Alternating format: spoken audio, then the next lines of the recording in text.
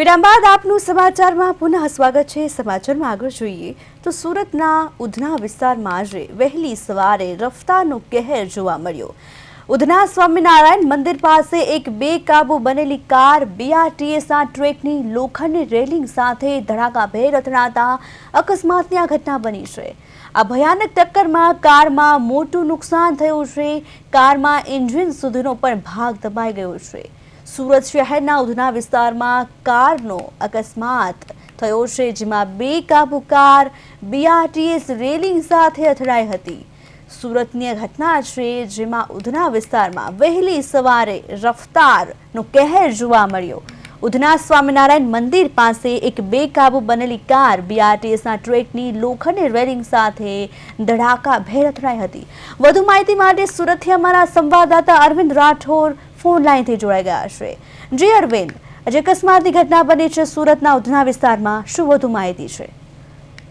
બિલકુલ જે રીતે રફતારનો કહેર છે તે યથાવત હોય છે, કારણ કે જે રીતે અવારનવાર દ્રશ્યો આવા આવતા હોય છે, છતાં પણ રફતારનો કહેર છે તે થમવાનું નામ નથી લેતો। ત્યારે સુરતના ઉધના વિસ્તારમાં આજે સવારની આ ઘટના છે, અને જેમાં રફતારનો કહેર છે તે જોઈ શકાય છે દ્રશ્યમાં, કારણ કે જે રીતે ઉધના સ્વામિનારાયણ મંદિર પાસે બેકાબુ બનેલી કાર બીઆરટીએસના ટ્રેકની જે લોખંડની જે રેલિંગ છે તેની સાથે ધડાકાભેર અથડાઈ હતી, અને જે રીતે સ્થાનિકોમાં, જે રીતે રાહદારીઓમાં ભયના માહોલમાં મુકાય તેવી સ્થિતિનો ખતરનાક અકસ્માત સર્જાયો હતો અને કારમાં મોટું નુકસાન થયું હતું। પરંતુ જે રીતે અથડાઈ છે કાર બીઆરટીએસના ટ્રેકની લોખંડ ગ્રીલ સાથે, ત્યારે મહત્વનું છે કે આમાં કોઈ જાનહાનિના સમાચાર નથી, પરંતુ જે રીતે ગાડી સ્પીડથી આવી રહી છે અને જે રીતે ધડાકાભેર અકસ્માત સર્જાયો એટલે કારને મોટું નુકસાન થયું હતું અને અંદર બેઠેલા વ્યક્તિને પણ સામાન્ય ઈજા પહોંચી છે, તેમને સારવાર અર્થે ખસેડવામાં આવે છે।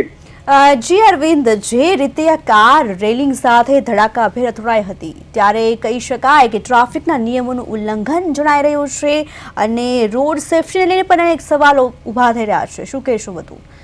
પ્રિયલ, અલબત્ત એ જ વાત છે કુલ મળીને કે અવારનવાર આવા દ્રશ્યો સર્જાતા હોય છે, છતાં પણ કોઈ પોલીસ પ્રશાસન, ટ્રાફિક પોલીસના દ્વારા કે કયા પ્રકારની કાર્યવાહી નથી થતી, ને બીજી તરફ કાર્યવાહી થાય છે કહેવા પૂરતી, તેની સામે લોકો પણ ક્યાંક ને ક્યાંક આવા જે રફતારનો કહેર અને પૂર ઝડપે જે ચલાવતા હોય છે, પોતાનો તો જીવ જોખમમાં મૂકતા જ હોય છે, પરંતુ સામાન્ય બીજા લોકોના જીવમાં જોખમમાં મૂકીને આ રીતે વાહન હંકારતા હોય તે ખૂબ ખતરનાક સાબિત થઈ રહ્યું છે। ત્યારે બંને તરફી જોવા જાય તો આ રીતની ઘટનાઓ થમવાનું નામ નથી લઈ, પરંતુ ચોક્કસ તંત્ર સામે પણ પ્રશ્નાર્થ ઉઠી રહ્યા છે કે આવા નબીરાઓ કે જે રીતે બેફામ ચલાવતા હોય છે તેને આ વિરુદ્ધ કડક કાર્યવાહી કેમ નથી થતી, તે સૌથી મોટા પ્રશ્નાર્થ સામે આવી રહ્યા છે। જી અરવિંદ, માહિતી બદલ આપનો આભાર।